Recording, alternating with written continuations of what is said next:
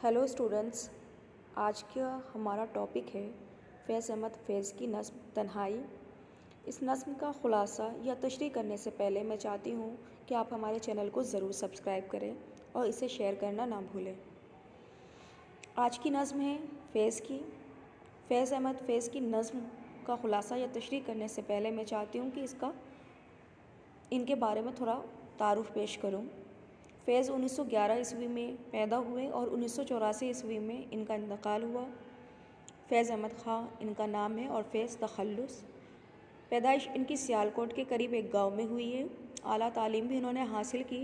अंग्रेज़ी और अरबी में भी इन्होंने एमए किया और पाकिस्तान टाइम्स के चीफ़ एडिटर भी रहे हैं। लाहौर में भी इनका काफ़ी वक्त गुजरा है एजुकेशन के सिलसिले में। फैज़ कॉलेज के ज़माने ही से शेर कहने लगे थे और इनके कई शेरी मजमूए हैं, जिनमें सबसे पहला मजमूआ नक्श फरियादी जो कि 1941 ईस्वी में शाये हुआ था। इसके अलावा इन्होंने बहुत सारी नज़्म भी लिखी जो काफ़ी फेमस रही हैं, जिनमें हम लोग, सुबह आज़ादी, दरीचा और ये नज़्म जो आपके सामने मैं पेश करने जा रही हूँ, तन्हाई, काबिल ज़िक्र है। तन्हाई जैसा कि नाम से ही ज़ाहिर हो रहा है, कोई शख्स अपनी तन्हाई को पेश कर रहा है। फैज़ जो कि मशहूर रोमानी शायर रहे हैं, तो उन्होंने अपनी तन्हाई को ऐसा लगा जैसे कि ख़ुद कलामी की हो, यानी अपनी तन्हाई में ख़ुद से बातें की हो, ख़ुद की कैफियत बयान की हो। तो आज हम उनकी ये नज़्म पढ़ेंगे, जिसका पहला शेर है। फिर कोई आया दिलजार, नहीं कोई नहीं, राहरू होगा कहीं और चला जाएगा।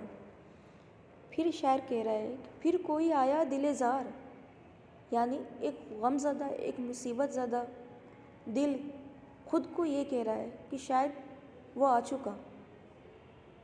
फिर खुद को समझाता है, नहीं कोई नहीं, यानी कोई नहीं है। राहरू होगा, कोई मुसाफिर होगा, हो सकता है किसी और के कदमों की आहट होगी, कहीं और चला जाएगा, उसे कहीं और जाना होगा और वो चला जाएगा। शायर किसका मुंतज़िर है? अपने महबूब का, और अपने गमज़दा दिल से एक थोड़ी सी आहट में भी चौंक जाता है और कहता है कि फिर कोई आया दिलजार, फिर कोई आया दिलजार। फिर खुद को समझाता है, नहीं कोई नहीं। ढल चुकी रात, बिखरने लगा तारों का गुबार। शायर यहाँ कह रहा है कि रात जो है वो ढल चुकी है और तारों का गुबार जो है वो भी बिखरने लगा है। जैसे आसमान में तारों का गुबार होता है, वो बिखरने लगता है जब सुबह आने वाली। तो शायर को किसका इंतज़ार है? सुबह का। और सुबह से मुराद कौन है? महबूब, यानी उसके इंतज़ार में रात भी ढल चुकी। लड़खड़ाने लगे ऐवानों में ख्वाब-ए चिराग। ऐवानों का मतलब होता है महलों में या मकानों में। क्या होने लगे? जो चिराग है वो भी लड़खड़ाने लगी है, यानी कि बुझने लगी है। एक लड़खड़ाने का मतलब ये हो गया कि जैसे मान लो किसी घर में, किसी महल में कोई चिराग जलाता है, तो जैसे जैसे रात ढलने लगती है तो वो चिराग जो है टिमटिमा कर बुझने लगती है। तो वही चीज़ कह रहा है कि लड़खड़ाने लगे ऐवानों में ख्वाब-ए चिराग। शायर का मुराद यही है कि रात भी ढल चुकी है और अब तो चिराग भी बुझने पे आ गई है। सो गई रास्ता तक तक के हर एक राह गुज़र। सो गई रास्ता तक तक के हर एक राह गुज़र।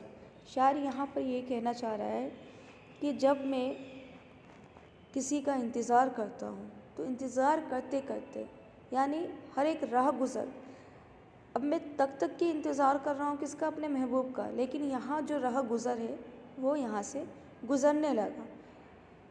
अजनबी खाक ने धुंधला दिए कदमों के सुराग।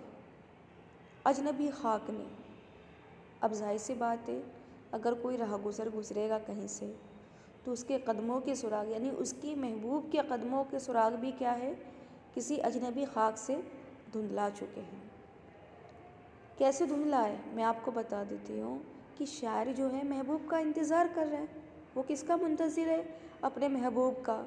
तो जब बार बार किसी की आहट महसूस होती है और जब हमें लगता है कि वो आ गए, और जब हमें ये एहसास होता है कि नहीं वो तो है नहीं, ये तो कोई और है, तो ये आहट अगर बार बार महसूस होने लगे तो वो जो खाक होती है, जो اس کے قدموں کی بھی جو سراغ ہے، جو دل میں ہے، جو احساس ہے، وہ بھی دھندلا سے گئے ہیں۔ گل کرو شمع بڑھاؤ میں مینا و آیا۔ شاعر کہہ رہے ہیں گل کرو شمع، یعنی کہ شمع کو بجھا دو۔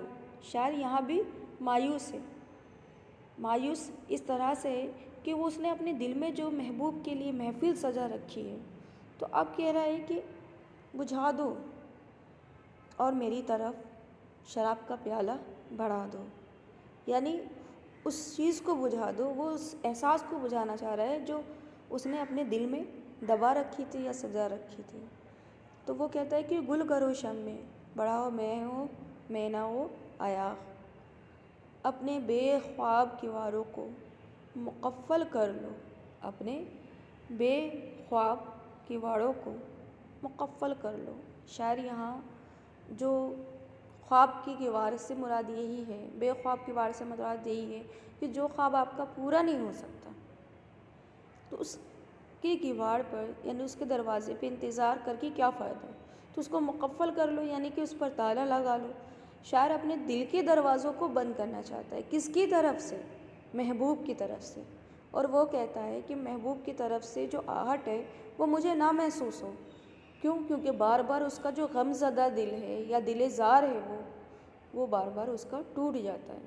تو شاعر یہاں پہ کہہ رہا ہے کہ میں اپنے دل کے دروازوں کو مقفل کر دوں گا، ایسے خواب کو نہیں دیکھوں گا جو پورا نہ ہو سکے، اور پھر خود کو سمجھاتا ہے اب یہاں کوئی نہیں آئے گا، اب یہاں کوئی نہیں آئے گا، کیونکہ میں نے اپنے دل کو مضبوط بنا لیا ہے کہ اب اس دل میں کوئی نہیں آئے۔